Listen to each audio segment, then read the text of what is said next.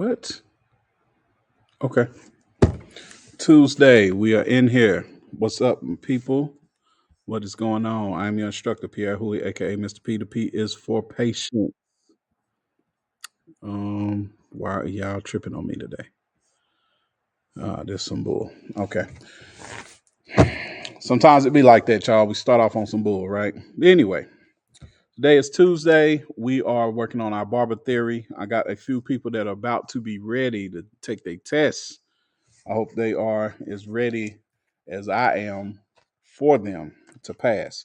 All right, so Monday, typically for scientific concepts now, I've broken it down 4 days of the week, 4 sections of the Barber Theory test. According to the CIB, which is the Candidate Information Bulletin, you got 4 sections, okay? You got scientific concepts, hair care services, men's facial care and design, services, and implements, tools, and equipment. Okay. So today being Tuesday, we are going to talk about hair care services. In the book, in the Milady's book, okay, the latest edition, we are talking about chapters 11, 12, 13, 14, 15, 16, 17, and 18. Okay. So practice of barbering includes treatment of the hair and scalp, men's facial massage and treatments, shaving, hair cutting, men's hair replacement, women's hair cutting and styling, chemical texture services, and hair coloring and lightening. Okay. Um, all chapters are not created equal. What I will tell you is this: on the theory, underneath hair care services, you are going to see a ton of stuff on hair coloring and lightening.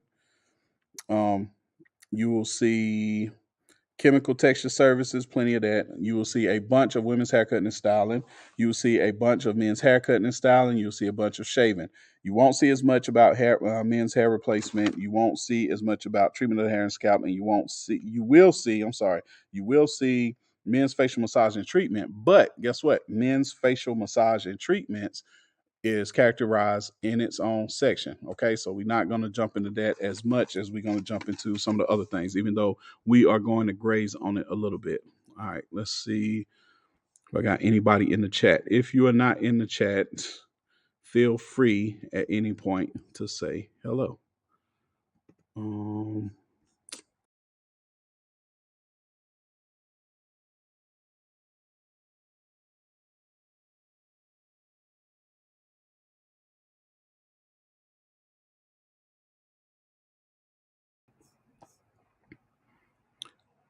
Sorry about that.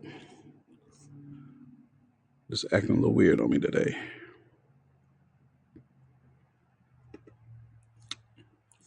Okay, I think we good.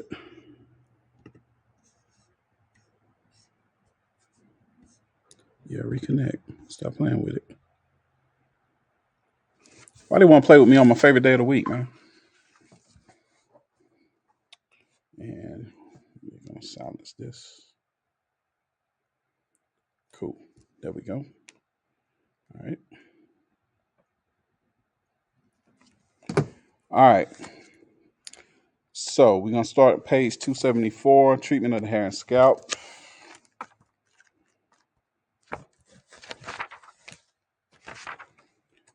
All right. First thing we're gonna talk about: why study treatment of the hair and scalp? Here's why we study that. Barbers should study and have a thorough understanding because analyzing the client's hair and the scalp helps to identify conditions that may prohibit services. Straight off the bat. Professionally delivered scalp massage during shampooing and treatments provides hygienic, circulatory, and relaxation benefits to the client and more money. Okay. Um, Barbers starting to get to a position where we are starting to get paid a little bit more because we are adding services on top of what we already do. Okay. Special services such as electrotherapy or light therapy treatments require advanced knowledge and skills to perform correctly and safely. I couldn't agree more, especially since I don't know a whole lot about that. But that is something that at some point I want to get into, take a look into, see the benefits and all that stuff for myself, and that's something that we can offer as barbers, even further services and things like that for our customers, just to continue that standard of providing the best services that we can give them. Okay. All right, shampooing the hair before cutting ensures that you are working with clean hair, free from oils or products that can interfere with cutting tools and haircut results. Follow up conditioning treatments after the shampooing help to keep hair in a healthy and manageable condition for the client and the barber. It is our responsibility as barbers to know how shampoos and conditioners affect the hair and scalp so you can select or recommend the right products for your clients. I couldn't agree more. Couldn't agree more. Different clients, different hair textures require different products, different shampoos, different conditioners. Okay. If I had my man Bam on here, I would ask him how many conditioners are there? Are there more than one? But I'll see him tomorrow. So y'all just remember that question for me so I can grill him about it. Okay. All right. Shampoos are oil and water emulsions with a pH range of 4.5 to 7.5. Since these products do not contain the harsh alkalis found in soaps and detergents, they leave the hair in a more manageable condition. Conditioners can refer to either hair conditioners or scalp conditioners. Generally, hair conditioners moisturize the hair, helps to restore some of the oils and or the proteins. Hair conditioners typically range from 3.0 to 5.5 on the pH scale. Okay. Scalp conditioners, usually in cream or ointment form, are available for overall scalp maintenance or to treat conditions requiring a medicinal product. Okay. So we're going to stop right there for treatment of the hair and scalp. That's our little piece of the puzzle for treatment of the hair and scalp. Next, we're going to join. We're going to jump to. Um, we're going to skip chapter 12. We're going to jump on 13. Chapter 12. We will be back with tomorrow.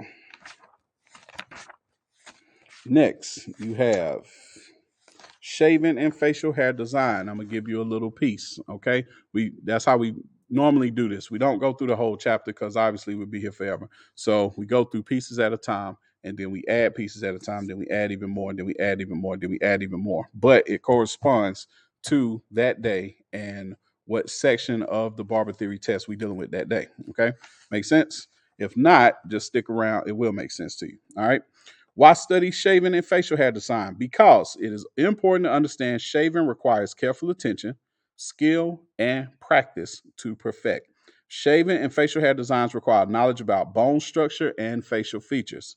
That's right. Shaving is a traditional skill that separates barbering from other professions and helps to ensure the longevity of the profession. And a lot of times, when you are talking about cosmetology and you're talking about barbering, when you're talking about both from the perspective of master hair care, shaving is one of the deciding factors. Like basically, if you go to cosmetology school, shaving is one of the areas that differentiates a cosmetology school from a barbering school. Even though you're learning barbering techniques on both, you're cutting hair at both. But one of the big differences, it's not the only difference. One of the big differences, though, is barbering school is dealing with shaving at some point. Okay. Shaving, one of the basic services performed in the barbershop. Primary objective is to remove the visible part of facial and neck hair without causing irritation to the skin. That's pretty much our job in a nutshell anyway. So I'm going to say that one more time.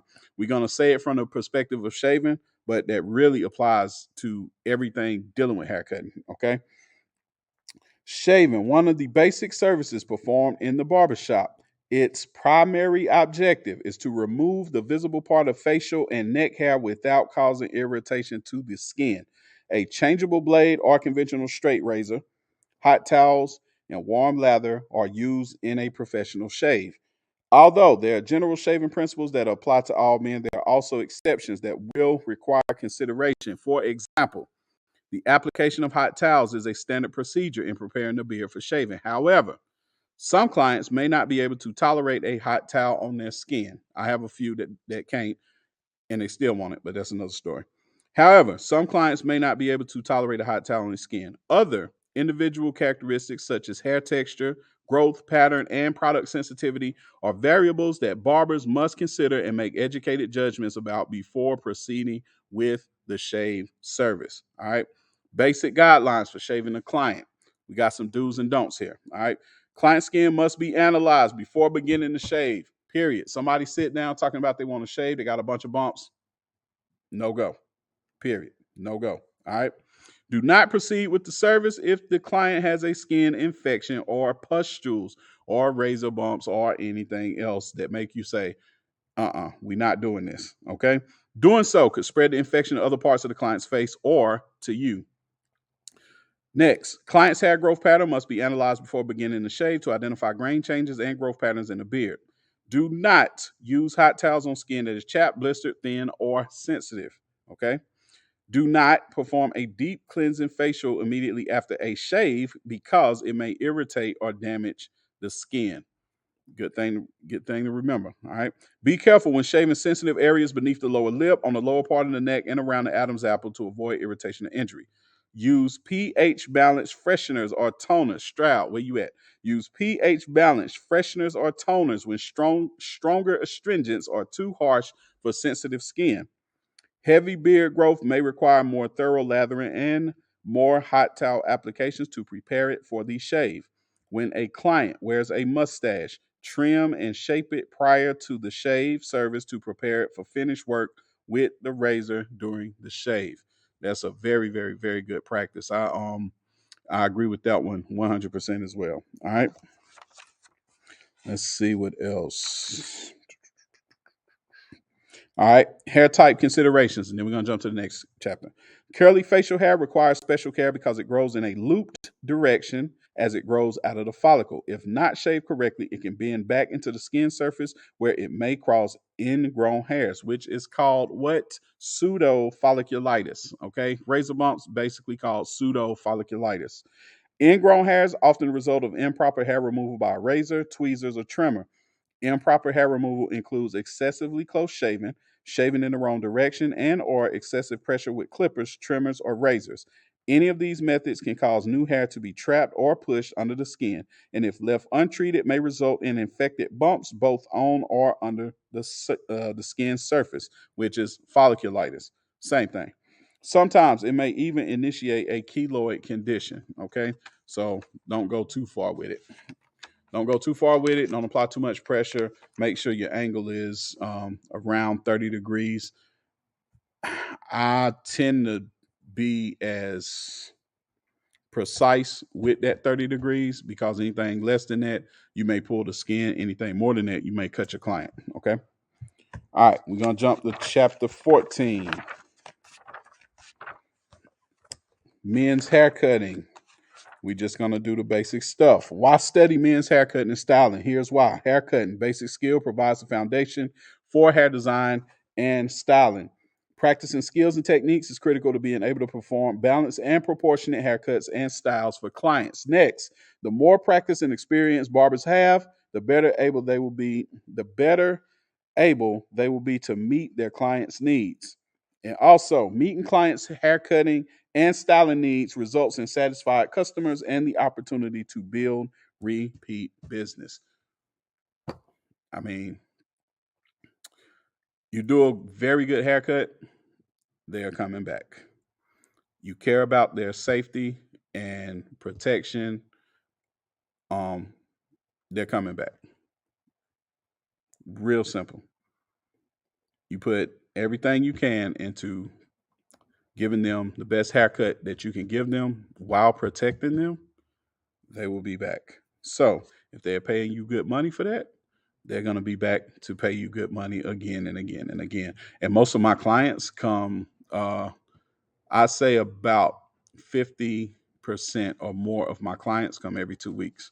I got maybe 20% that come every week. But just think about that.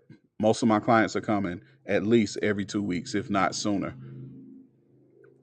That's repeat business right there in a nutshell. So that's why you study haircutting and styling. And it is continuing education. Okay. For all my students that think they're going to walk out of here perfect barbers, you're not, because this is an ongoing thing. Okay. This is just the start of it. You graduating from barber school is just the start of you developing your skills as a barber. Now, I want you off to a good start. I want you off to doing really good haircuts. But are you literally going to be like a championship ball player after your first year? It don't work like that. Okay. But yeah, repeat business is a Very, very, very big reason to continuously study haircutting and styling. All right. Understand the importance of the client consultation. I cannot stress this enough, ladies and gentlemen. Okay, let's talk about it. Client consultation is a conversation between you and the client about the client's desires and the expectations of the service you will perform. It also facilitates the hair and scalp analysis steps so that you can determine what can or cannot be done with the client's hair and helps to eliminate any guesswork about the haircut or style to be performed. During the consultation, you should be able to do the following: determine what the client wants their hair to look like or be able to do with the hair, discuss the client's lifestyle as it relates to daily hair maintenance routine. That is very important. Don't skip over that one, okay? I'm guilty of skipping over that, but not anymore. All right. Identify hair conditions such as density, texture, or length that may limit or enhance cutting and styling options. Discover scalp conditions that may prohibit moving forward with the service. Identify hair conditions that require special treatment. Offer your professional advice or alternative suggestions. And last, agree with the client on the type of haircut and finishing services to be performed. With this information, you can make a more informed judgment about what can or cannot be done to meet the client's expectations.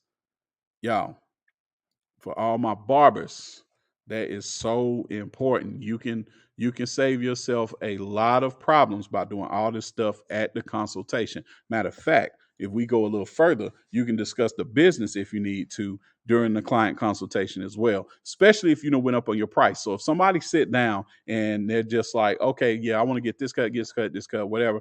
I want to get this done. I want to get these services done. And you went up on the price, even though they supposed to see the signs, even though you probably did commercials, even though you know probably sent smoke signals, even though all of that stuff, they should know that you went up on your price or they should know what your price is. Guess what? You can hit them with it during the consultation because now they're sitting in the chair and they're going to receive all your attention and they're going to give you all the attention so you can speak whatever idea that you need to impart to them. They're going to receive that. Okay, we went up on our prices. We've marketed the fact that we were going up. We've talked about it. You're in the chair. You're about to receive services. I did the scalp analysis. I know what you want to get. We've discussed the hairstyle. We've discussed the length that you want. We've discussed certain things that will make this the easiest process that can be. While we are here, let's go over this price too. Okay. You can do all of that during the consultation. It saves you a lot of confusion later on. You don't want a client leaving and then either calling you later on or worse, talking bad about you later on about something that they didn't have any clarity on after they left. You can do all of that stuff during the consultation. That's why it's so important. And we are at 18 minutes. I think that's a good stopping point. I'm gonna try to keep them under 20 minutes because average attention span is about 15 minutes. Okay. And then with my voice, like, it hasn't been dynamic enough, but I'm working on that. All right. So I gotta do certain things to keep you interested. But until I can do so, I'm gonna limit the amount of time. Okay. Um what was I going to say next? Oh, yeah. All right. So before I go, let me do a consultation with you guys and say the following. If you know anybody trying to be a barber student, you know where to find me right there at Pierre Huey. And down there, allevenbarberschool.com. You can jump on the website and find out anything, any of the brochure, any information. I have the brochure on the website that you're looking for. Got you on there. Take the school quiz. I will return your call. I will talk to you. You can message me, all that stuff. You can get in touch with me very, very easy. And at Pierre Huey is all my social media. So it don't matter which one, YouTube, Facebook, Instagram, Snapchat, whatever, all of them at Pierre Huey. Okay. In the meantime, if you know anybody or if you or anybody you have everything you need except to take the test, I can help with that as well. Okay. That's a separate thing. DM me about it, and we can talk about getting you into one of my private virtual groups, and we can help you with the theory, and of course we can help you with the practical. Okay. And also one more thing, next month, stay tuned. I got a live webinar. We are going to be talking about close fading. We're going to be talking about setting layers versus blending layers. Okay. We're going to deal with both. We're going to take a focused study strictly on setting layers, blending layers. Okay. That's usually the biggest thing that a lot of beginning barbers and novice barbers ask me about. They'll say, "Hey, I know how to cut, but it's just the blending that I'm not familiar on." Well, this class will be for you. It will be going on next month. The date is to be determined, but stay tuned. Okay, I'm gonna have early bird tickets on sale for the live webinar, and basically we are gonna work on. We'll have mannequin practice, so you can practice this concept on the mannequin, and we will have a real study. We will have a live model. I'll have a live model on the webinar to show you, um, to show it to you in practice as well. Okay. All right. Signing off. I'm your instructor, Pierre Huey, aka Mr. P. The P is for patience. And in about 2.5 months, the P will be for pass the Barber Theory test. Okay. See y'all soon.